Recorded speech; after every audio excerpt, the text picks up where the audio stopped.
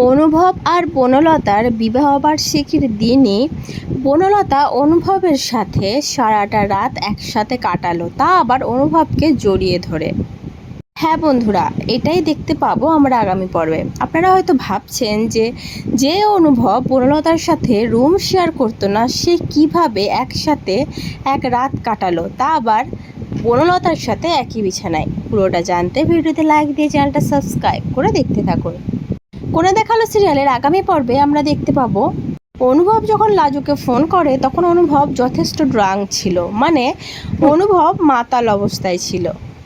আবার সেই মাতাল অবস্থাতেই অনুভব বনলতার ঘরে যায়, মানে অনুভব নিজের ঘরে যায়, গিয়ে দেখে বনলতা সেখানে দাঁড়িয়ে আছে। অনুভব মাতাল অবস্থায় বলতে থাকে, আমি তোমাকে ভালোবাসি লাজু, আমি শুধু লাজুকেই ভালোবাসি, আর কাউকে ভালোবাসি না। আর এই কথাগুলো শুনে বনলতা তো প্রচণ্ড রেগে যায়। বনলতা বুঝতে পারে যে অনুভব ড্রাঙ্ক করেছে, অনুভব এখন মাতাল, নিজের মধ্যে নেই। আর এই সুযোগটাকে বনলতা ইউজ করবে না, সেটা আবার হয় নাকি?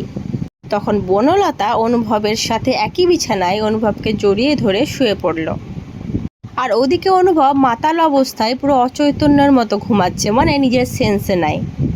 সারাটা রাত কাটলো একইভাবে। তারপরে সকালবেলা অনুভব চোখটা খুলে যেয়ে দেখলো বনলতা তার পাশে শুয়ে আছে, তাকে জড়িয়ে ধরে। অনুভব তো পুরো আশ্চর্য হয়ে গেল, মানে ভূত দেখার মতো অবস্থা তার।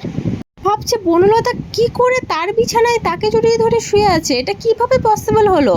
কিন্তু অনুভব আগের দিনের রাতের কোনো কথাই মনে করতে পারে না। আসলে মাতাল অবস্থায় ছিল অনুভব, কি বলেছে কি করেছে তার কিচ্ছু মনে নেই। এবার এই স্বার্থপর বনলতা এই অনুভবের অ্যাবসেন্সটাকে ইউজ করেই আবার হয়তো কোনো গল্প ফাঁদবে, হয়তো বলবে আমি প্রেগনেন্ট। আর অনুভবের তো এদিকে এই রাতের কথা কিছু মনেই নেই, সেও অস্বীকার করতে পারবে না। এরকমই কোনো গল্প মনে হচ্ছে হবে, তাই তো বন্ধুরা তোমাদের কি একই মত আমার সাথে? তাহলে কিন্তু অবশ্যই কমেন্ট করে জানিও।